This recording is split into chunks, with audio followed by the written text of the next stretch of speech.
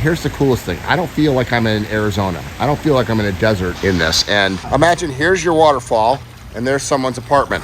Yep. Another one. And in order to be on a waiting list to get one of these, you have to live in one of the other apartments that doesn't have a view, get on the waiting list, and then wait your turn to move into one of these.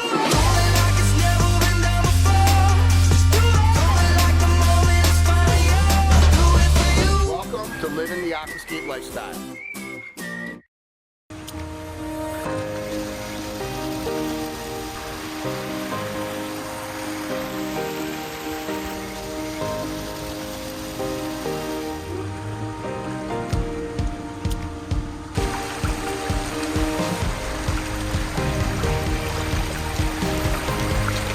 We're in Scottsdale? We are in North Scottsdale. Okay, North Scottsdale, and we have finally found, although it's the second time, we finally found somebody that built a commercial water feature or invested in the commercial water feature to do it the Aquascape ecosystem way, the Regents. In fact, they tried it with concrete. That's what I said the second time. Since ripped it out. And put an ecosystem in. And now it's the star child of this upscale condos, townhomes? What? This is apartments, actually. Apartments? Luxury apartment complex. Okay. I'm Greg Wittstock, the Pond Guy. This is my channel, Greg Wittstock, the Pond Guy. And I'm traveling around with the Pond Gnome today. Paul Holdeman, 22-year-long Aquascape customer. And we're going to see, how long ago did you build this? It's got to be 18 years old. All right. A very established Aquascape ecosystem.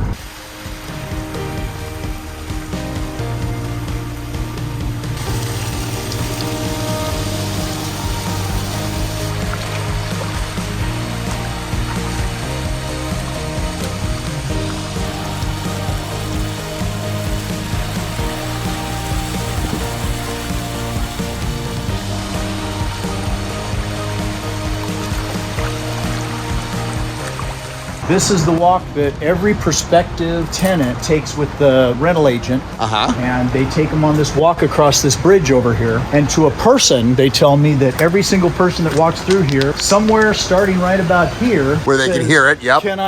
Are any of these available? Right. And they aren't, because there's a waiting list to get any of these. Because the waiting list is because of that. This used to be a big concrete koi pond right here. This whole thing was... Okay, so they originally called you in because every time it rained, the runoff would come in here and kill the fish. And all the fish would die. So from the runoff, because this area gets the runoff from all the parking lots on the other side of that building, run into this retention basin. So the original developer decided, since he had to have this retention basin, he would make a koi pond out of it. Well, that was a bad idea, because every time it rained and the runoff from the parking lot came in, they'd have a big fish kill. All the oils and... Exactly, everything that comes off the water. So they didn't want to change that. They didn't want to put in a bunch of dry wells to catch that rain. So they asked me, what could we put in here that would live and work? And I said, well, we could use pondless stream products and set them up like riparian areas. And then when the oils and stuff come in, you still might lose fish, but we'll just put cheap goldfish in here and it won't be that big a tragedy. Well, the ecosystem is working so well that we are not losing fish. We're not losing anything out of here. Where would the fish be? I don't even see. Oh, here we go, over here. They're in the pools along the stream. Yes, and yes. There's 150 foot of stream up in that direction. Oh, it keeps going. Oh yeah, there's a whole bunch of it here. There's waterfalls, little pondless waterfalls around here. So this is like a dry stream bed. We built all this, and then this section over here, we actually dug out a big leach field, dug it down and put big N12 pipes in the ground so that the water could make it through the non-permeable layer into the gravel below. This area fills with water during rain events, but it subsides in less than a day. Right. It all drains out through our under gravel dry wells, wet wells, dry wells, whatever, and it perks out of here. And it's amazingly, the fish seem to make it back into their pools. They have the ability to swim all over the area. But right, because it floods, the fish go up here, and then when the water recedes, they end up back into their little, and I don't know why, but we've got tea-colored water in this one, but you can see the goldfish. Oh, I see the goldfish, yeah. We have a bit of a tannin problem in here. So tannins are just from leaves and debris that would fall into there. Ficus trees. But I'm going to tell you about these ficus trees and the sound of the water. It's got to be 10 degrees cooler in here. It is. This area is very popular because of that. And people stand here and they're like, I want one of these places. Oh no, there's a waiting list to get in one of those places, and there's also a $60 a month premium. Just to overlook this. And in order to be on a waiting list to get one of these, you have to live in one of the other apartments that doesn't have a view, get on the waiting list, and then wait your turn to move into one of these. So Paul, I got to ask you a question, because you've been at this game a long time, 22 years with Aquascape. This is the exception to the rule by far out here. As a matter of fact, there's 4 sets of apartments down this side of the street heading east from here, and 2 of them have called me and said, can you make our water feature look like the one there. Right. And I've told them yes and given them a price, and they say, oh no, we're not going to do that. And I'm like, well, you'll make it back in premium rents. Just ask those guys. Yes. And they're, well, our owners aren't going to spring for that much money. Okay, well, when they will, let me know. Yeah, and it's so frustrating because it could be so much nicer and so much more if they just invested in the front end to do it right instead of concrete, because this was concrete. They spend twice as much to do it right the second time. That's exactly right. They've got about $250,000 investment here in all their water features. But the premium spot, and everybody wants to live. Exactly. Everybody that lives in this apartment complex, if they're not facing these water features, they're probably on a waiting list to move into one of these places if they vacate for them. Last I heard, there was 15 residents that were on the waiting list to get into one of these units and spend more money to live here. And people are so traditional. I mean, what percentage of the water features that you see are built out of concrete out here? Oh gosh, 80. And how many times have you heard in 22 years, you can't build an aquascape ecosystem with liner out here in the desert? 10, 15 times a year for the last 23 years. And yet you can. And this is living proof of And it. this is an 18-year-old project. Amen.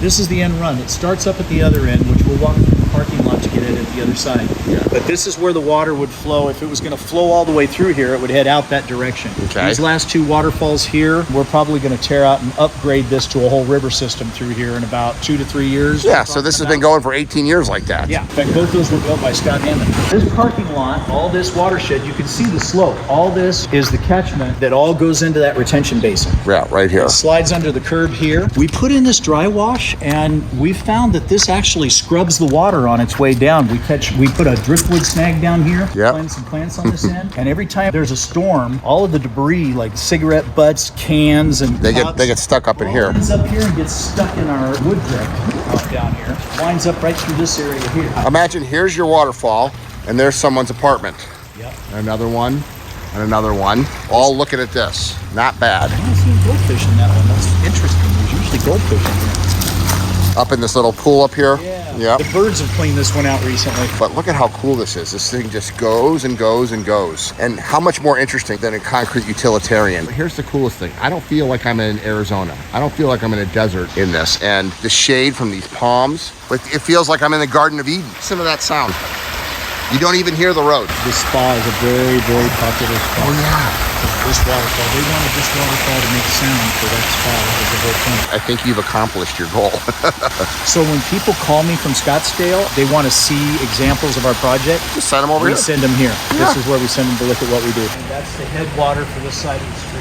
And the architect and I kind of had a sideways thing, but she wanted a headwater that looked like a well. We had that created for our headwater. But see, here's the thing about that. People would walk past that and they're used to seeing stuff like this. They would never stop twice. They're not used to seeing stuff like this. And that's the difference here. Oh, look at the little puppy. Can I see the puppy? Yeah. Oh, how old? 14 weeks now. Oh, congratulations. Hi there. What name? Hi.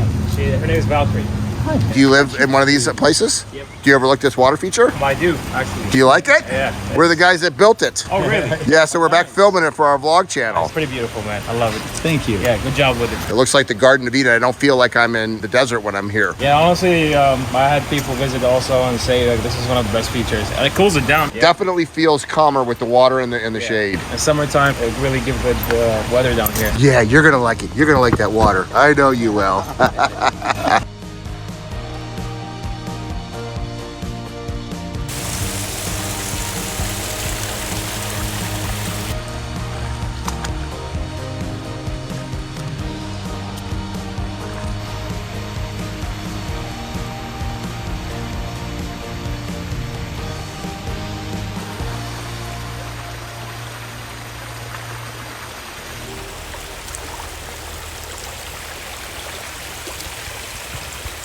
The original was those two waterfalls coming down through here. We added that side and we added this. That was part of what Mark Hellman helped me with. Okay, because they just wanted to keep expanding it. They expanded it. They wanted to see more water. We want more. We had to create a bigger basin to support those. And see, all of these plants, they just come naturally. They seed themselves. They just keep growing. All of these beautiful Louisiana iris in here, and they never need to be watered because it's got a constant source of water. Umbrella palm. What's this? What's this? Yerba Manza. A nice, clear, clean water. And remember, this is right next to the swimming pool and with all of the apartments that overlook this. Purple iris. Listen to that sound.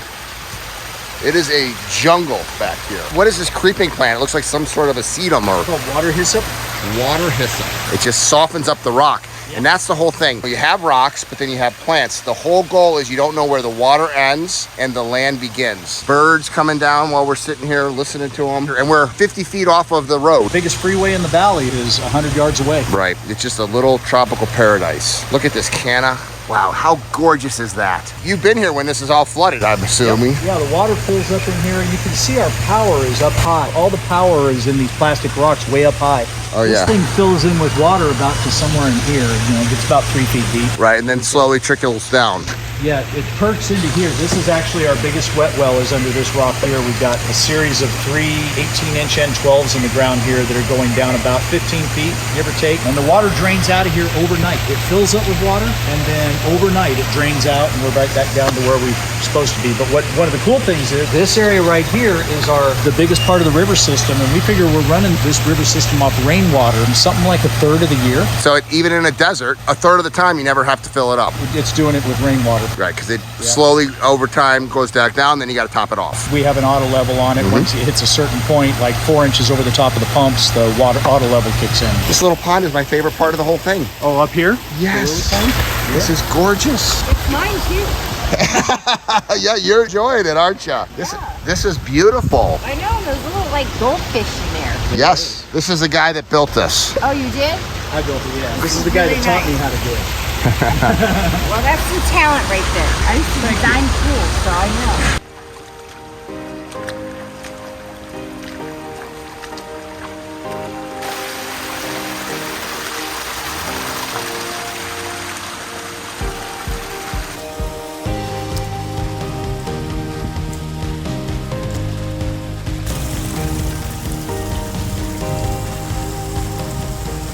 So this is this hyssop, water hyssop. I'm learning these plants out here. I'm gonna definitely put that in my home in Utah. But look at that little pool. That's why I always sit here. I like to look at it. It's relaxing. Nice. Good sound, huh? And this whole area right here is probably 8 by 8. And it leads into that and down to that stream. Greg, when we first got here, this was one of those fountains with a little bubbler that Of course, that bubbled up nobody out of would the sit middle next of to. it. Yeah, wouldn't even think twice about. It was actually Hammond's idea to cut the side off it and weir it into the rest of the system. Tie this to that, and so we cut a weir out of it and built all this boulder work up in front of what was basically a big missile silo with a bubbling fountain on the top of it. And so you brought in, because this was back in the beginning of your journey, 22 years, and this was 18 years ago. 2003. And so you brought in another certified aquascape contractor. I had a lot of respect for and said he was willing to fly down here and help me with this big project. And so as you're learning, that's the best way to do is to hire an experienced certified contractor to work with you. Without a doubt. I recommend it to, if you haven't been built a lot of them, for my first 5 years, the biggest thing I tackled was a 10 by 15. This was my first really big project. So fortunately, the CAC network provided me with lots of options, and I got a hold of one of them, and he put his business on hold and flew down here to show me how it's done, and I'll forever be grateful to him for that. That's the way to do it. CAC Network, 2017 Conservationist of the Year, 22-year Aquascape customer, worked with Scott Hammond, and this is the way the CAC Network should be done. You shouldn't take on bigger projects until you're ready, and until you're ready, get a CAC to help you.